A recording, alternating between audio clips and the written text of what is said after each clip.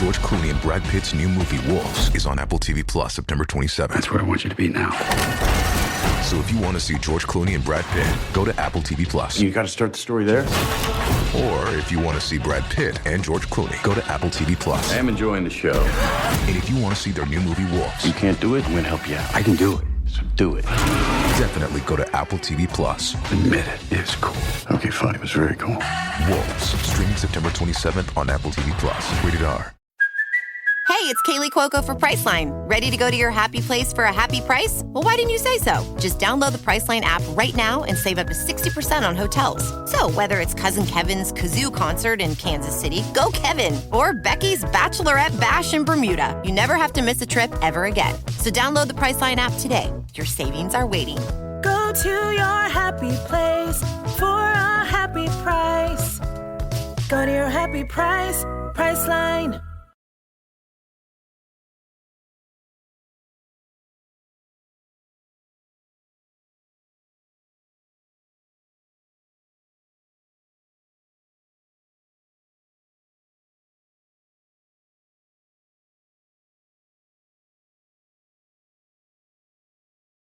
I may live 1,459 miles from Lincoln Financial Field, but what I lack in proximity, I make up for in film study. And each and every week, I'll be bringing you in-depth film breakdowns from the Sooner State.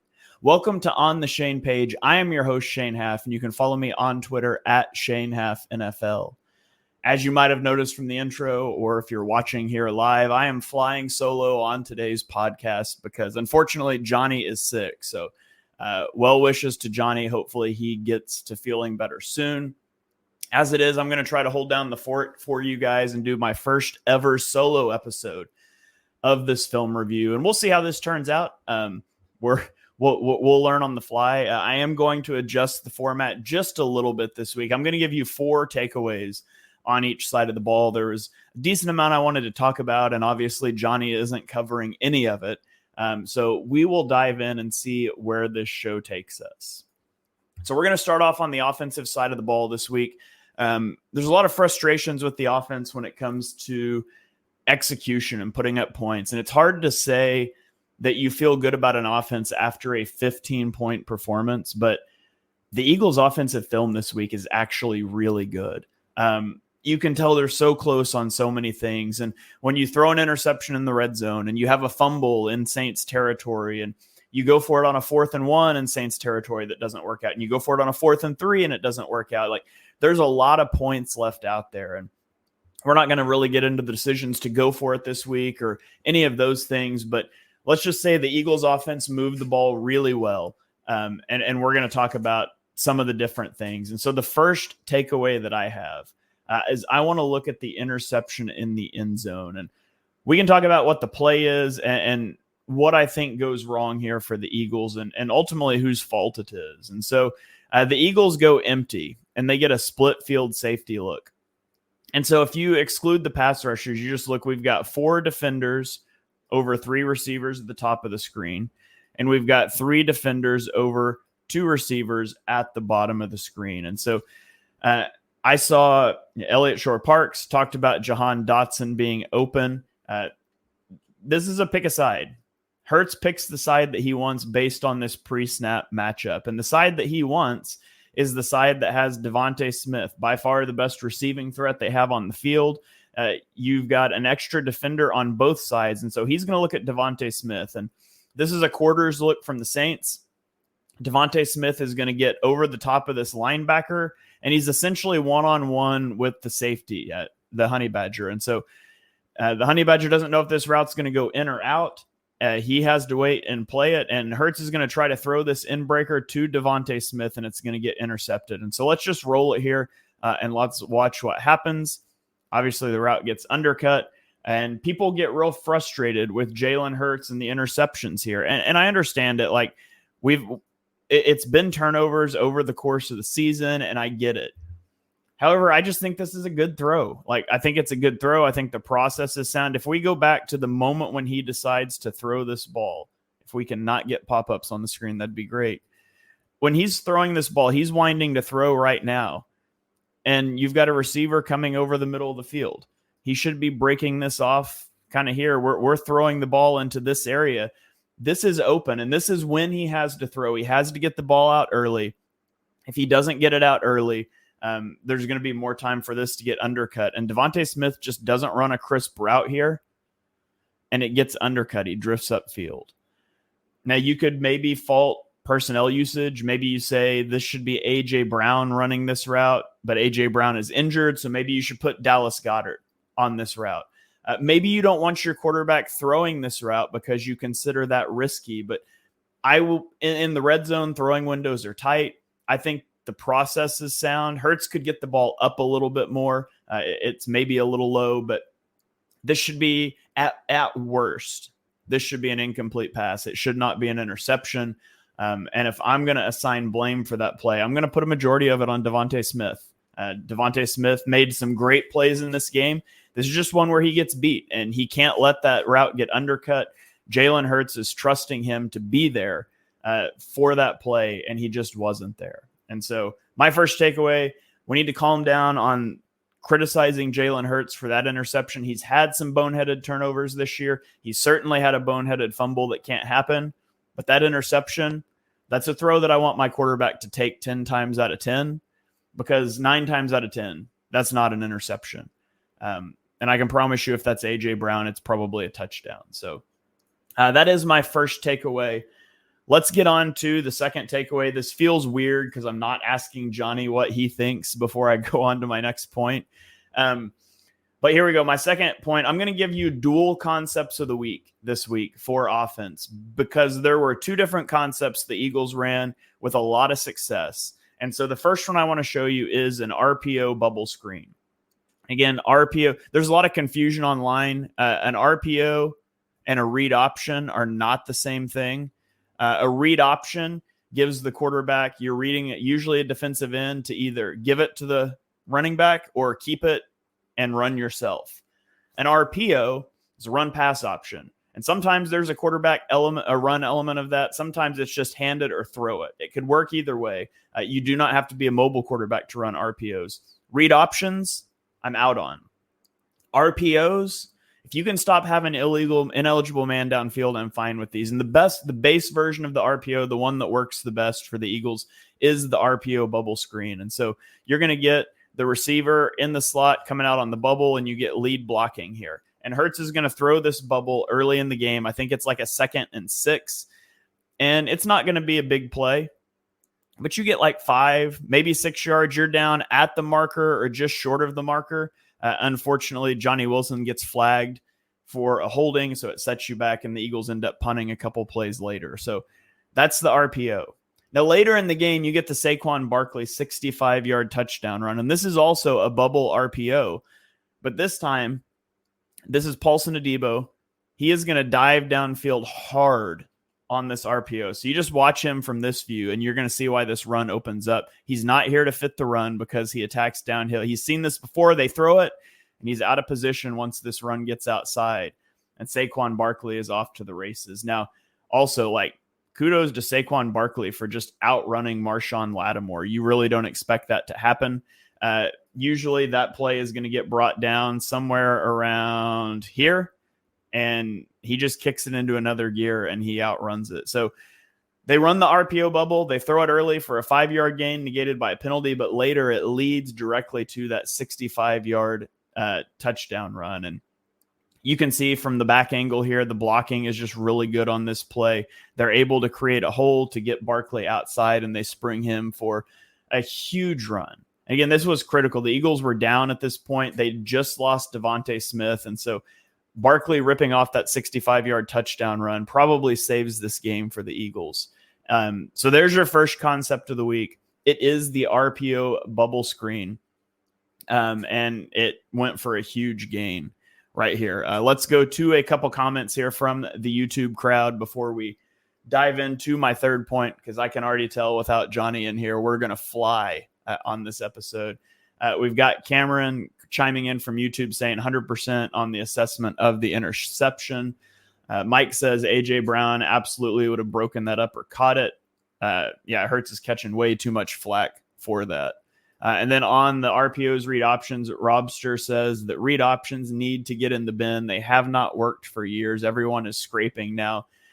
There's an element of that for sure. There's also an element, like there's one in this game that Hurts just reads wrong. And Hurts has not been the best. I think a lot of things are true. I think Hurts isn't as laterally as explosive as he used to be.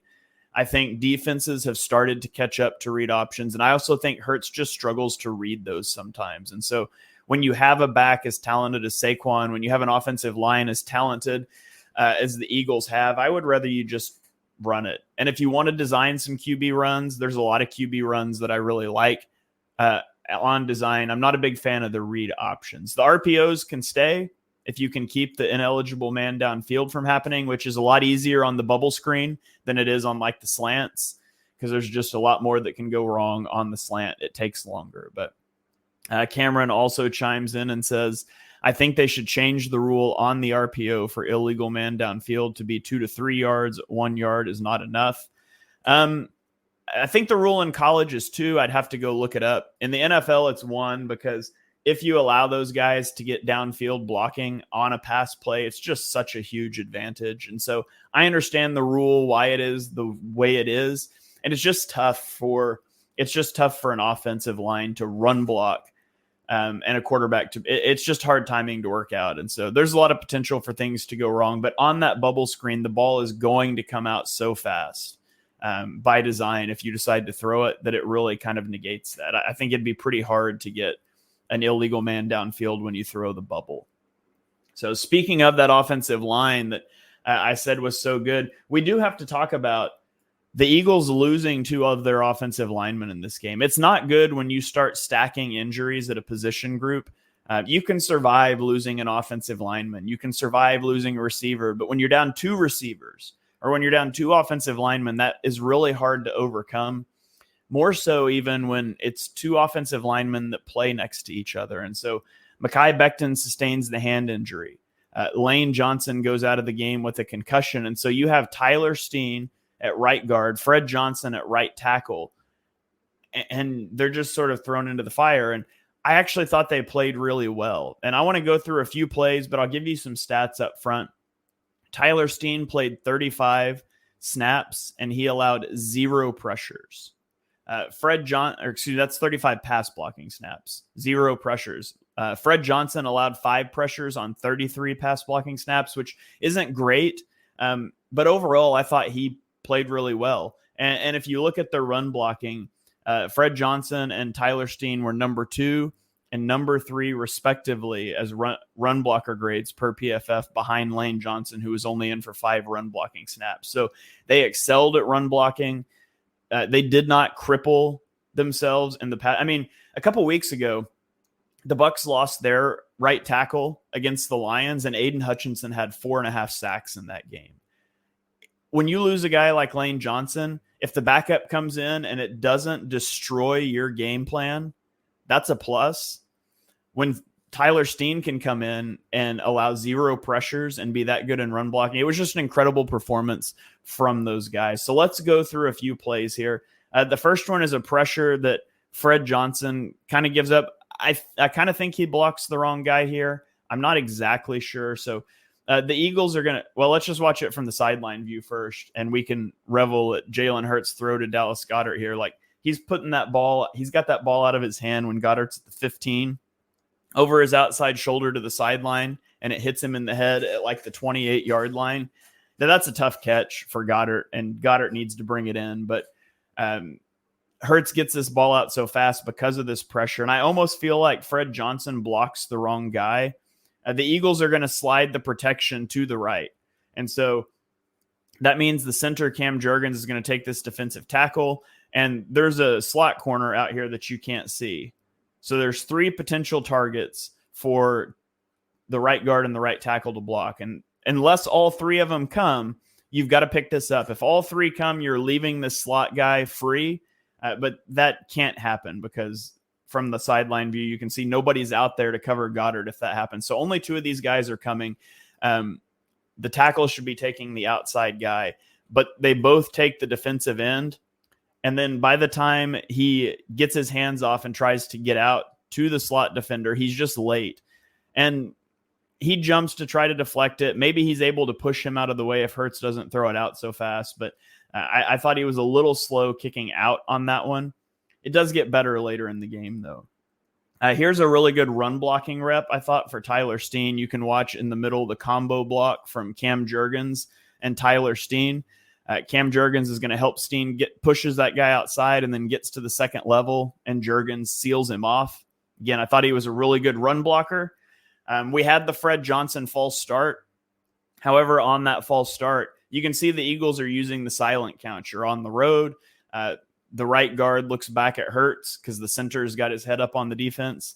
And when he taps the leg, it starts the snap count to snap the ball. And you can see that when Tyler Steen changes his posture, Fred Johnson sees that, and so he starts his internal clock, but Tyler Steen misses the tap. So Cam Jurgens doesn't know we're supposed to be getting ready to snap, and Fred Johnson jumps early. So I wouldn't put that on Fred Johnson.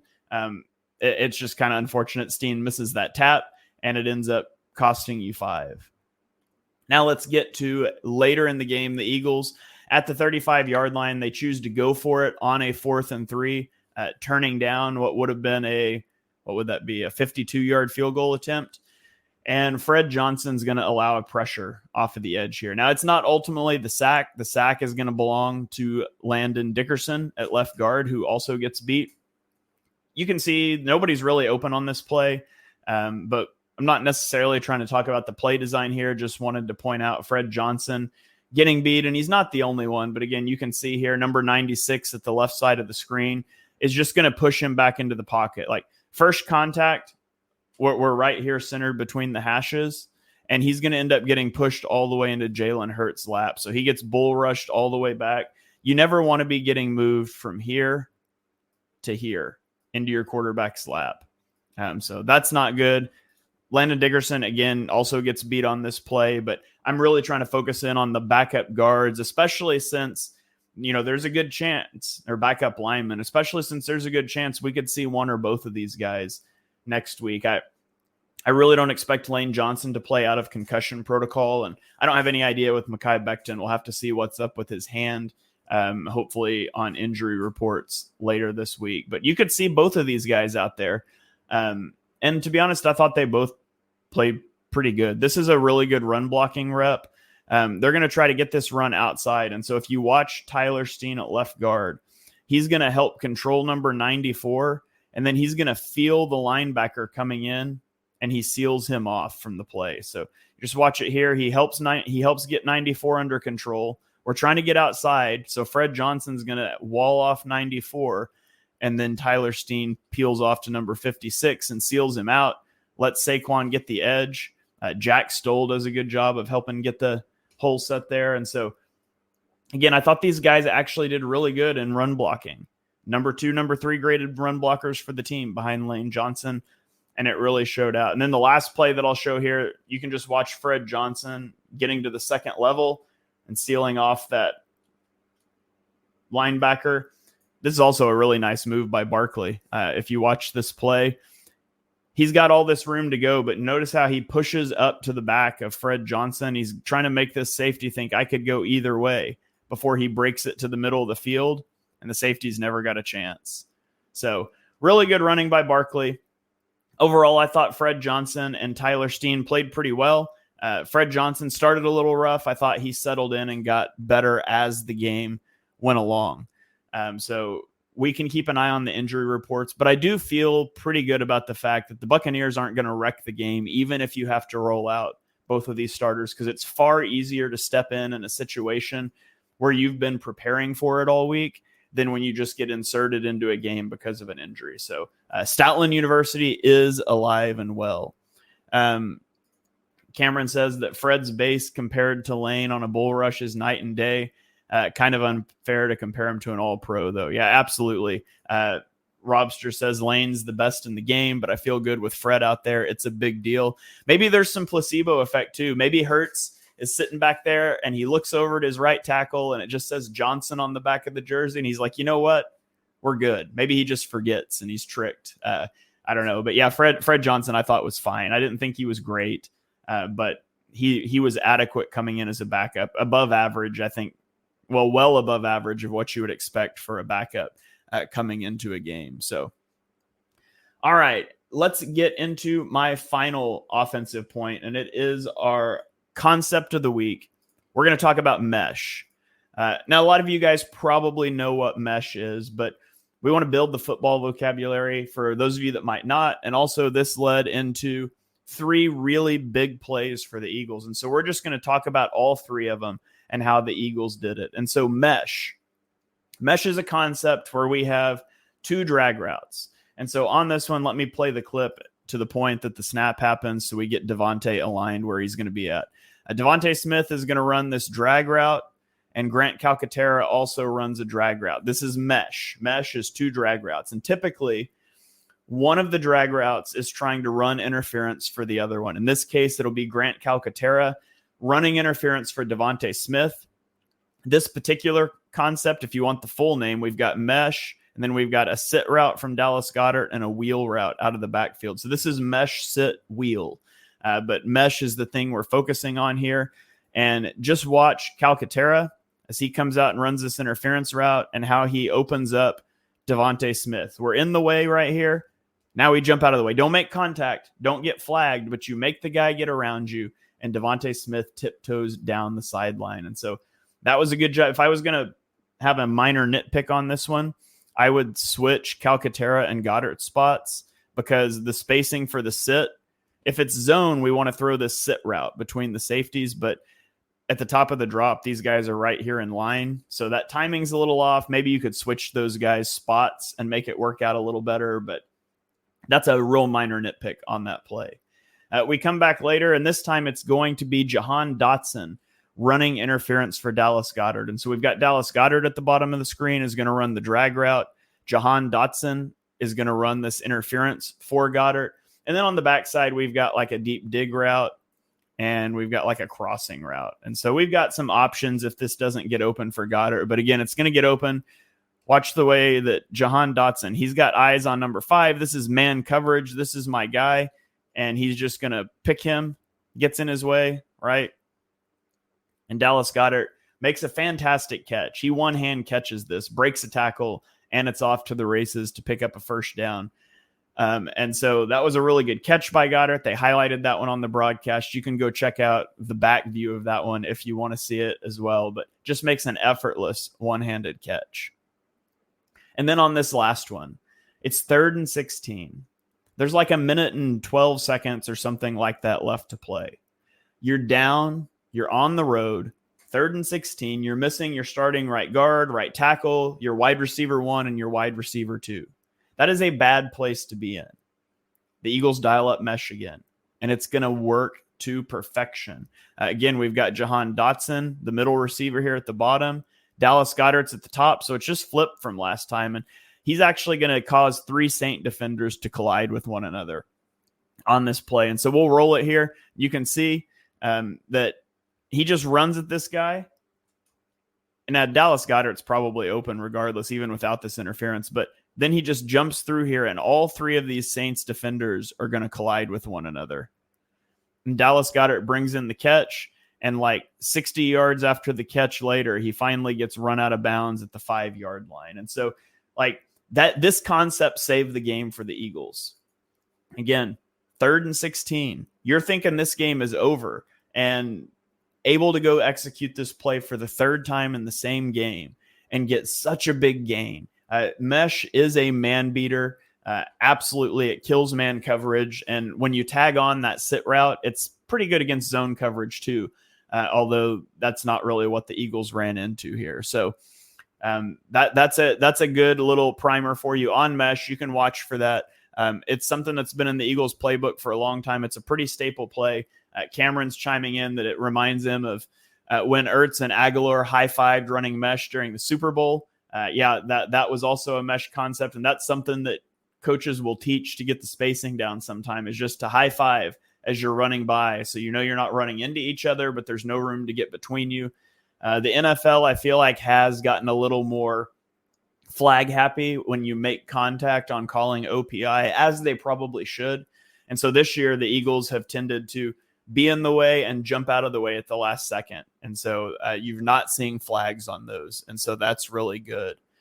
Another comment coming in from YouTube here says it's unfortunate they need mesh concepts to create separation against man coverage. I mean, I don't think they need it. Like, you've got guys that can go win one-on-one, but a lot of those guys are injured on the sideline right now. So it's just one of those, hey, let's make it as easy as possible for our guys. We don't need to be trying to throw a timing route, a curl route to wide receiver 5 or something like that. Let's just go get some easy yardage here. And then one more comment before we switch over to the defense, and you guys continue to keep the comments rolling here. Says, shout out to Jahan. Despite the fact he hasn't been targeted a lot, he's making the little plays and being a good role player. Absolutely. Jahan Dotson frees Dallas Goedert up on both of those mesh concepts, both big plays. And I anticipate Devontae Smith will be out this week because it's kind of hard to get out of concussion protocol in a week. I don't know if A.J. Brown will be back. If A.J. Brown is not back, you could see a lot more Jahan Dotson, I would imagine, this game. Britton Covey out too on IR now. So there's definitely going to be some opportunities for Jahan Dotson, but it's nice to see him able to come in and to execute plays in those situations. So let's roll over to the defensive side of the ball. And on the defensive side of the ball, we're going to start with the Patreon members' chosen player spotlight. And just an aside, if you're not a part of the Patreon community and you would like to be, head over to patreon.com/ontheshane page. We have a $3 and a $5 a month tier. It's a way that you can support Johnny and I as we try to, be able to continue to put all the time into this that we're able to. And at the $3 tier, you get some cool perks. You get an ad-free version of this podcast, so no ad reads. There's none of the commercials at the front or in the middle of the show. You also get access to a Discord community where you can chat with us, and we've had a few guys in there having conversations with us along the way. You get to vote in player spotlight polls. So every week I'll put up a poll with 5 players and ask you guys who's someone you want us to watch specifically and do a segment on. And this week you guys chose Jalen Carter, and so we'll talk about him here in just a minute. You also get access to exclusive mailbag episodes. And at the $5 a month tier, you also get my All-22 pass game review videos. And this week should be out later today. So head over to patreon.com/ontheshane page. $3 or $5 a month as a great way to support the show and get some perks. If you can't do that, that's totally fine. Just downloading these episodes, listening along really helps us out as well. So let's dive into Jalen Carter, who had a monster game in this one. Jalen Carter ended up with 4 pressures in this game. He batted down 2 passes. He had 4 run stops, which, if that's an unfamiliar term to you, a run stop is a play where you get a tackle that generates negative EPA for a play. So if they call a run play and it results in negative EPA and you're the one that gets the tackle, that's a run stop. So he had 4 of those. He was the highest graded defender in week 3 by PFF in the entire NFL among defenders that had at least 20 snaps. There was one guy that had like 12 snaps that was graded higher. But so let's watch some plays from Jalen Carter. Here he is lined up in the left B gap, and he's going to insta-shed on this play. Unfortunately, the run goes away from him, so he does not actually really impacting it. But just watch the way he sheds Ruiz here at right guard, and it was a long day for number 51. In this game, and we're going to see some more examples of it. But on this second play, I'm going to show you both views because I want you to see, this is under center play action. I want you to see how wide open Chris Olave is out of the slot over the middle of the field. And the reason Carr misses this throw is because Jalen Carter just destroys his guy. You got the late shift over to the B gap and just destroys Ruiz again. And Carr misses Chris Olave. Now, you can't blame him. Like, he turns around at the top of his drop and he's got a guy bearing down on him. And again, this is why some quarterbacks don't like under center play action. But look at Chris Olave and the open space that he's running into. If Carr has just a second to set his feet and look, that's a big gain. And you can see Chris Olave, hands on the helmet here, right? Oh man, I was open. That was going to be a huge gain, but Jalen Carter saves that. Your pass rush and your coverage have to be married together because your pass rush can bail out bad coverage sometimes. Really good coverage can bail out a bad pass rush sometimes. But Carter just easily swipes him aside and is able to go make a play. Now, again, we're going to get just this instant shed from Jalen Carter, and he's lined up over the right guard again. This is going to be one of his pass breakups, but that club move inside, gets the hands up, gets the ball. He's incredible, man. He had an incredible game here. Again, this time, so the Saints are going to try to slide to Jalen Carter. They're going to try to get the center over here to get a double team on Jalen Carter. And this is something that a lot of people, this won't show up on a stat sheet, but Jordan Davis is lined up as the nose tackle here, and he is going to press hard into this gap, and that's going to hang the center up, and the center's not going to be able to get to Carter. And now your right guard, who's expecting help, gets none, and Jalen Carter is going to instantly win again and drop this play in the backfield, or not drop it in the backfield, sorry, puts instant pressure on Derek Carr. And so Jalen Carter gets the one-on-one, but he also gets the one-on-one because Jordan Davis jumps off the line and helps him get it. So that was a great play, great effort there from both guys. Now let's look at the double move. The last one here, we've got Rashid Shaheed at the bottom of the screen, Darius Slay. They're going to test Darius Slay with the double move, a little out and up. And now Darius Slay doesn't bite on this at all. He's a savvy vet. He knows what they want to do with Rashid Shaheed. And so you can watch the coverage here, and it's really good. Like, there's not a window to throw this ball, right? He's right there. That's not happening unless you just get mossed at the catch point. But even if he bites on this, watch Jalen Carter and the ease with which he's able to win. And it's going to make this throw so much harder. And so even if Darius Slay bites, that's going to be an incredibly difficult throw because of Jalen Carter's presence rushing the passer. And so I thought Jalen Carter was phenomenal as a pass rusher in this game. He was phenomenal as a run defender. And I mean, he was the best player on the field this week. And according to PFF, which take it for what it's worth, he was the best defensive player in the league in week 3. Hopefully we can see big things from him moving forward. He called his play the first 2 weeks trash, and then he came in and set this bar in week 3. And so hopefully he can continue to play at that level. Let's go to a couple comments here. Again, we got a comment, why even watch Carter film? The game's so easy for him. It's like he's not even trying. There's just beauty in that. It's fun to watch him toss guys like that. Another comment from Cameron says, it's funny that when we tied the sack record, our secondary looked amazing that year as well. It's almost like there's a correlation between the two. Need the pass rush to continue to step up. And that's absolutely true. I think the secondary has been really good this year. Quinyon Mitchell, we're going to get to in a minute, has been really good. The pass rush hasn't been good through 2 games, but it was working really well in this game. And part of it started with the Saints want to run heavy personnel. They want to run the ball, and then they want to use the run to set up play action.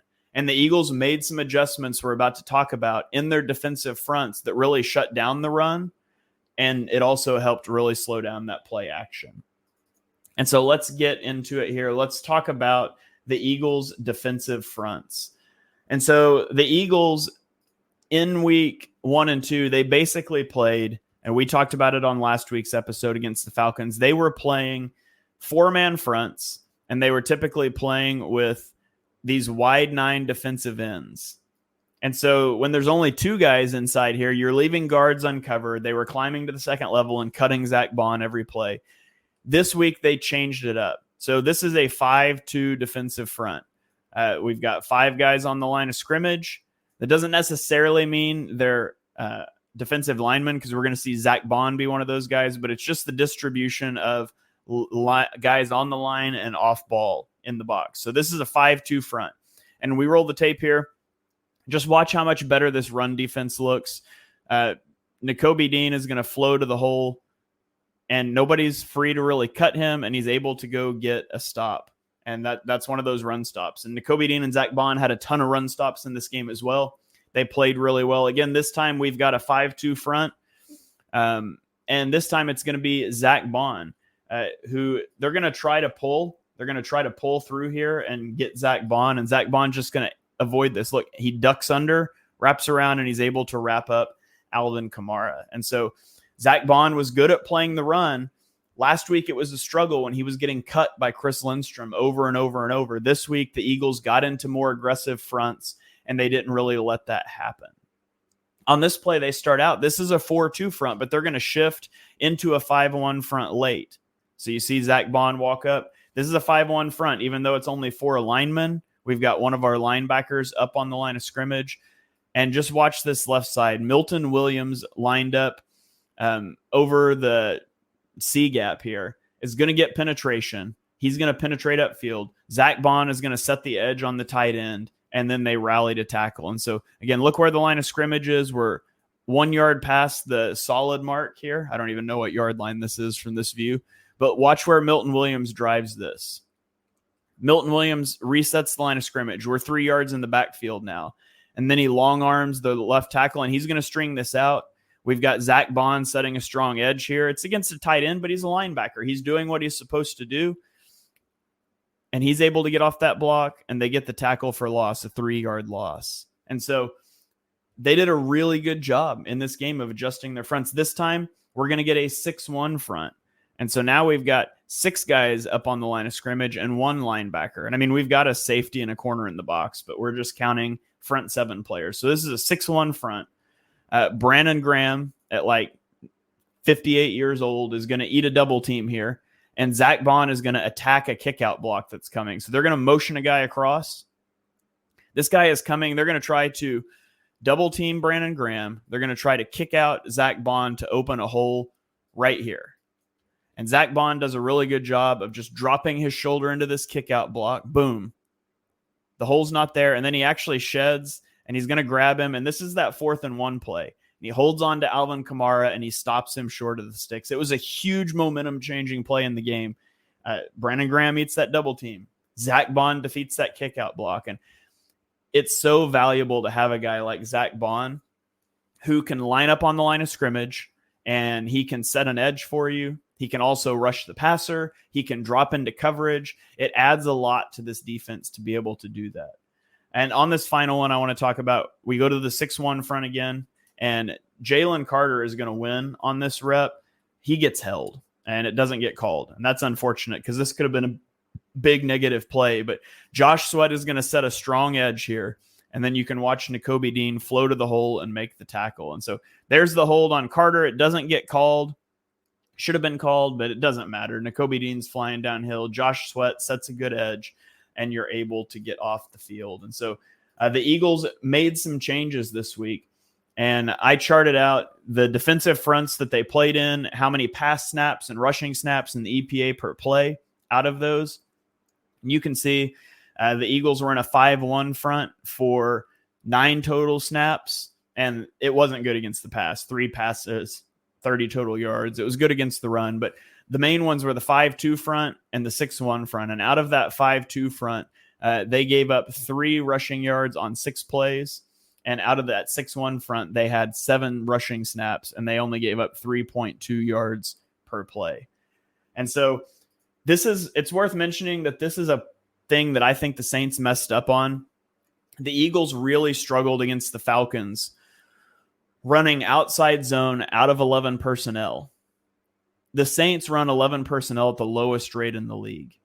But with Taysom Hill injured, I really thought that they should have gotten in more 11 personnel looks to try to get the Eagles into those 4-down fronts, and they just didn't really do it. The Eagles played an extraordinary amount of base defense in this game. It worked for this game. I don't know that they've solved their solutions against outside zone when a team's going to do it out of 11 personnel. We'll have to see that as the season goes on. You know, can you play in that 5-1 front out of nickel personnel and against 11 personnel, and can you still be able to stop the pass? That's something we'll have to see, and that's going to demand a lot of Zach Bond. But we'll see, what happens out of that. So let's go on to my third point for the defense, and I want to talk about Brandon Graham. Man, Brandon Graham on the farewell tour that maybe shouldn't be the farewell tour. Brandon Graham's playing some really good football. He played 35 snaps in this game. I mean, that's a ton of snaps for a guy that was playing like 12 snaps a game last year. But he's the best edge player on this team all around. He had 2 pressures in this game. He had 1 run stop. On this one, He's over here on the right side of the screen, number 55, and he's going to shed, and he's actually going to make a play on a run that's going away from him. So he jumps inside here. This is that late shift into a 6-1 front. And then he sheds, and he's able to get over and be in on the tackle at the line of scrimmage. So that was a good play. I've showed videos, and there were some more times with Bryce Huff getting blocked by a tight end in this game. You might block Bryce Huff with the tight end. You might block Nolan Smith with a tight end. They try to block Brandon Graham with the tight end here, and he takes offense to it. I mean, he pushes this tight end 10 yards backwards into Derek Carr's lap. Thomas Booker ends up with the pass breakup on the play, but really good job there by him. And then on the final defensive play of the game, he's going to win. I'm going to show it from the sideline view because I want to talk about Reed Blankenship briefly. But the way Blankenship reads this is cover one. And the way he drives down on this throw and makes that interception, that's incredible. Like, Reed Blankenship is really good out of that single high safety role, driving down on throws. But a lot of this is caused by pressure. And Brandon Graham's not the only one that wins. But Brandon Graham's going to win from the inside. You got Josh Sweat winning from the outside. Bryce Huff actually wins. He's just a little bit slower off the other edge. And Derek Carr just throws up a prayer, and it gets intercepted, and it ends the game. And so Brandon Graham, as long as he can keep it up, he needs to be out there for a lot of snaps. How long can he sustain playing 35 snaps? I don't know. That's something you'll have to keep an eye on throughout the year. But right now, Brandon Graham is playing really good football. Before I go to my final point, because again, you get a bonus point today because Johnny's not here on the podcast. Let's throw back to the comments here. We've got some comments about Bryce Huff. How many more weeks before Huff is benched entirely? He played 18 snaps in this game. You're not going to give up on him through 3 games, especially when you went and paid him what you paid him. There's no denying he's got to be better, though. And I don't understand the Huff thing.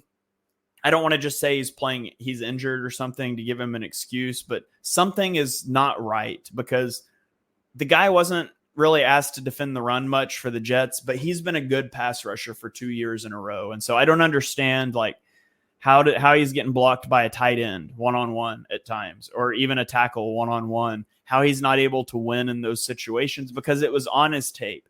And I don't know how you lose that. He had such good pass rush moves and plans. And so maybe it's trying to learn a new scheme. Maybe he's thinking too much about stopping the run. Maybe he just can't stand up to the volume. I think the Eagles' approach with him right now is right. I don't think you bench him as long as he's given effort, but I do think you claw back some of those snaps. And I would play Nolan Smith more on early downs, Brandon Graham more overall, and I would let him be a situational pass rusher for 15 to 20 snaps a game. And hopefully it clicks. Hopefully that light bulb goes on. And in week 10, we're talking about, hey, Bryce Huff's playing pretty good football right now. He's only got 3 sacks, but he's winning in his reps. He's getting some pressures, and we can feel good about that because you don't want Brandon Graham playing 35 to 40 snaps a game and being your best pass rusher. You need Bryce Huff to step up. And so how they manage that will be interesting to see. But let's keep rolling through the comments here.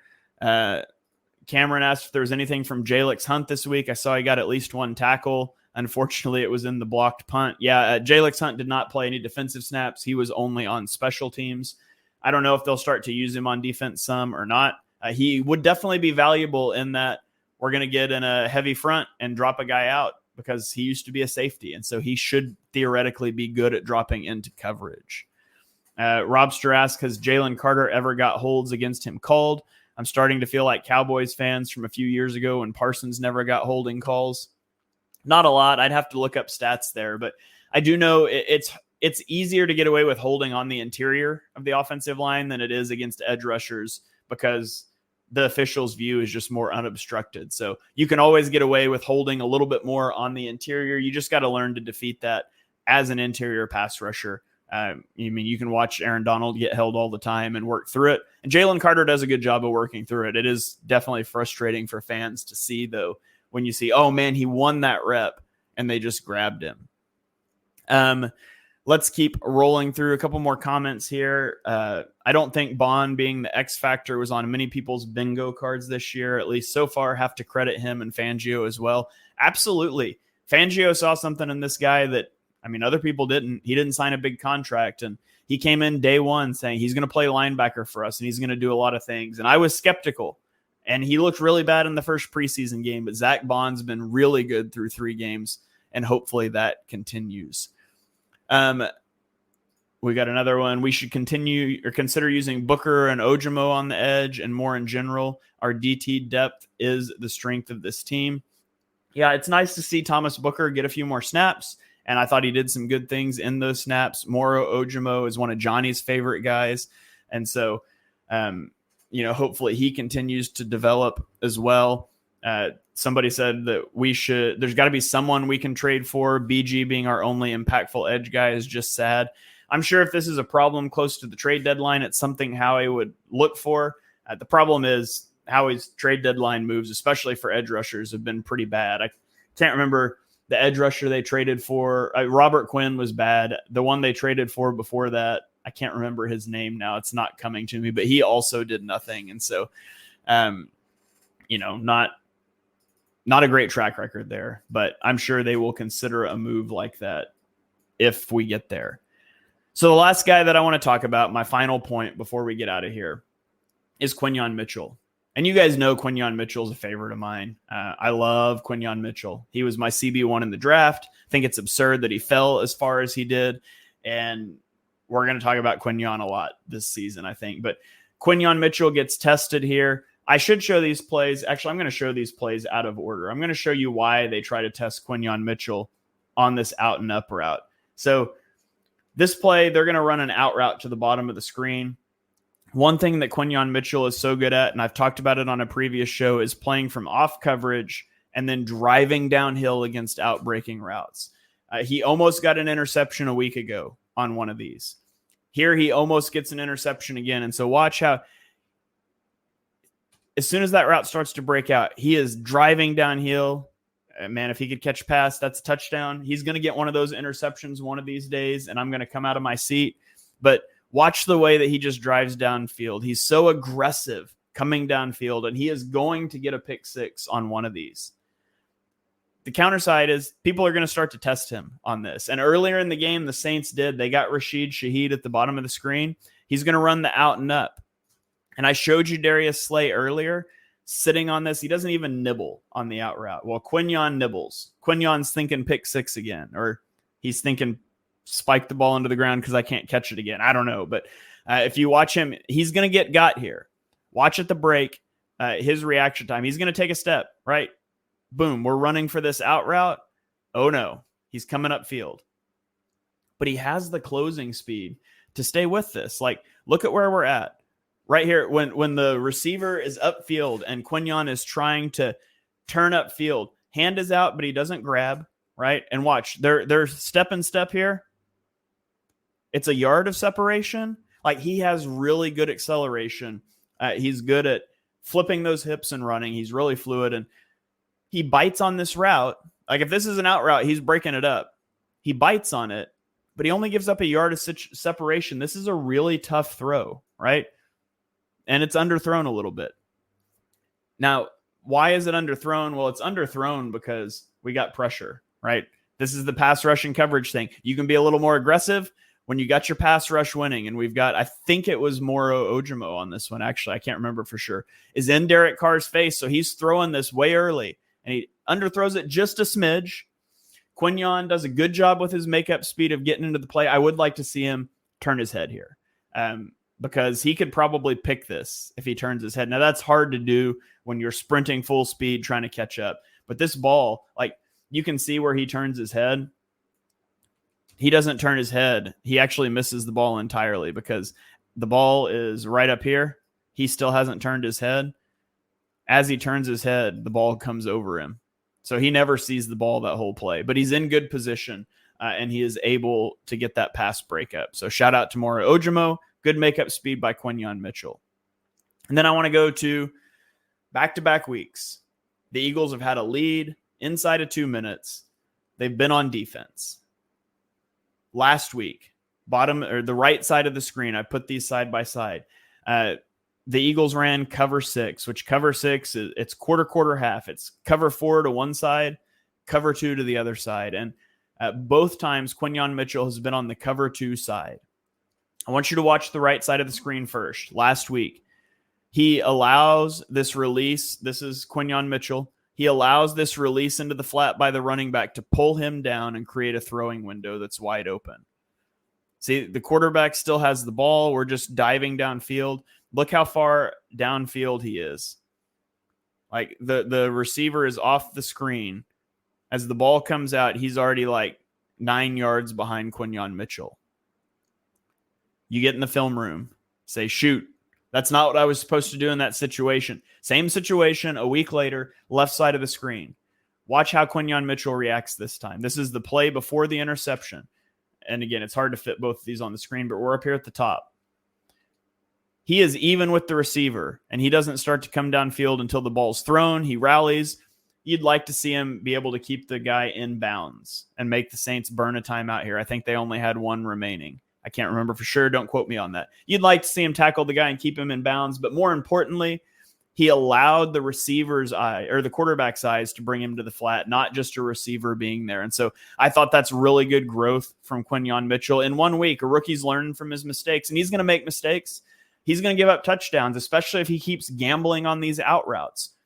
He's going to get one himself too. And so I've been really impressed with Quinyon Mitchell through 3 weeks. And for what it's worth, I think the Eagles have been too, because they've decided to keep him outside. They haven't bumped him into the slot and nickel like was their original plan and put Isaiah Rodgers outside. Now, I think Isaiah Rodgers is also still kind of dealing with some hand stuff, but Quinyon Mitchell has been really good this season. Cameron says this whole segment makes me feel validated for, I'm assuming that's supposed to be banging the table for him during the draft. Yeah, absolutely. He also says he turns his head a little late because he was more concerned about closing the gap first. If he's running step for step, that's possibly a pick or maybe OPI. Yeah, and I also think there's a scenario like if that ball's underthrown even more and Shaheed comes back into him, he can probably also get the DPI called there too because he doesn't get the head around. But that's just things to look at and to work on. So all in all, really encouraging game on both sides of the ball. I know the offense only put up 15 points, but again, I thought the offense played really well. Just some situational things that cost them points. Defensively, it was a night and day difference for the defense. Now, again, there's some dramatic personnel differences, and you're not going to see a team that runs as little 11 personnel as the Saints again. And so we'll have to see if the answers are there against 11 personnel teams. But Vic Fangio pushed the right buttons this week, and he got the team playing really well. And the Eagles are 2-1 heading into a matchup with the Tampa Bay Buccaneers, and then a much-needed Week 5 bye week to get some of these guys healthy. So that's going to do it for this episode of On the Shane Page.